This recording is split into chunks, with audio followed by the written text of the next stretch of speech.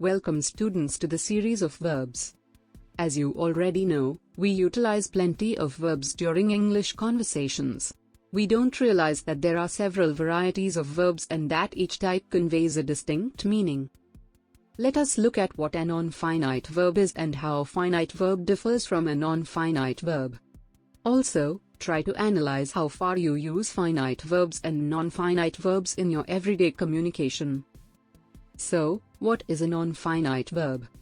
Most of the time, a non-finite verb is not the main verb in a sentence. It lacks verb tense and numbers. Verbs without a definite ending may serve many purposes. They may become infinitives by adding to the gerund form of the verb. Majorly, there are three types of non-finite verbs. 1. Gerunds. End with ing. Baking, singing, running. 2. Infinitives. It is preceded by to bake, to sing, to run. 3. Participles. There are two types. Present participles. Baking, singing, running. These look the same as gerunds. Past participles. Baked, sung, run.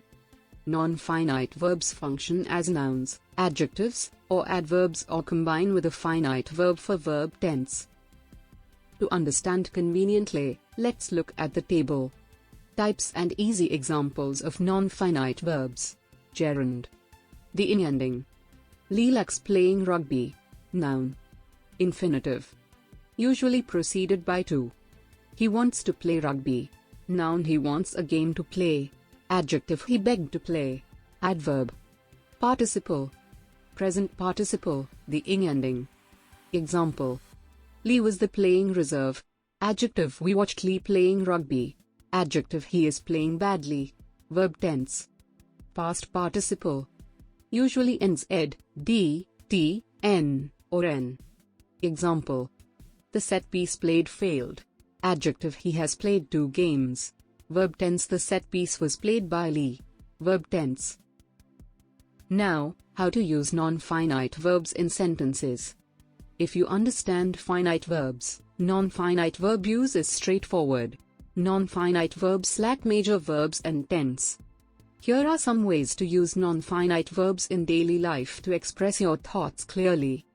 Non-finite verbs include the base form of the verb, the present participle or the gerund form of the verb, we plus ing, the past participle form, and the infinitive form. Look at examples to understand how non-finite verbs are used in sentences. Would you like to go with me to the party? In the above sentence, the infinitive form of the verb is used to perform the role of the non-finite verb and it is used immediately after the finite verb like. Fed up with the continuous quarrels, he walked away. The trip being cancelled, I made some other plans. In the above examples, you can see how the verb fed up is used as a non-finite verb with no particular tense and the second sentence where the non-finite verb being cancelled shows no agreement with the subject in the sentence.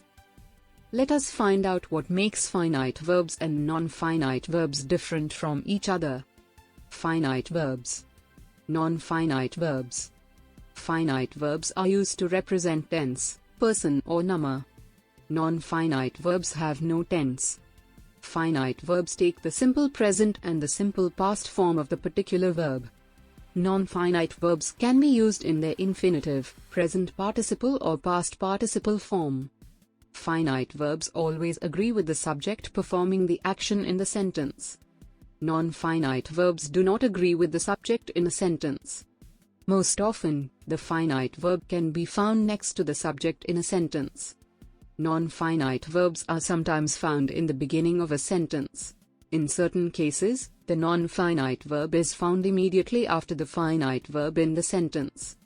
A finite verb appears to be a part of an independent clause and can help the clause stand alone by making complete sense of what is being conveyed. A non-finite verb often constitutes a phrase and does not make sense when considered separately. Now, let's check your understanding of finite and non-finite verbs.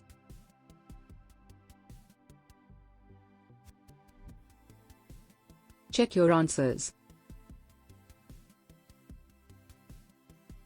This is it about this session.